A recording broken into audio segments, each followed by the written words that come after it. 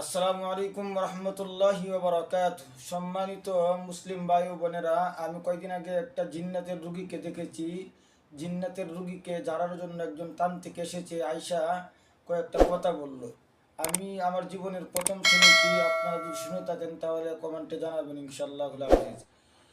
কথাটি হলো, সালুম বলুম বর্মা সালুম জাগুনি বান্দা চালে বান্দুম বইচা বান্দুম তিনে বান্দুম হাঁস টাড়াই বিজলি বান্দুম হয়ে তোর আকাশ কালো আন্দারে রাত্রি নামে মেঘান্দারের দিন কুচের কাটুরি লইয়া ফিরে রাত্রে দিন বুতে পাই পেতে পাই বুক চিরে রক্ত পাও কাল্লুরির দেও বান্দুম দ্বিগুল গুরুর দরা দরার উপর নিতুনি বান্দুম নাগা নাগা বান্দুম যুক্তির দানব বান্দুম 1600 চাকুনি বান্দুম আল্লাহ দিয়ে আপনি চালান দেন আমিও দিলাম দোহাই মোহন রব্বুল আলামিন জাল্লে জালালুহু। এইটা কয়ে যে ভাই দুইটা তালি যে মারছে, তালি মারার পর আমি ভাবছি জিন তো মনে বর করছে। পরে দিয়ে যে কিচ্ছুই নাই, 3 ঘন্টা সময় দিয়ে কোনো কিছু হইলো না, কুফুরি ছাড়া আর কিছু না।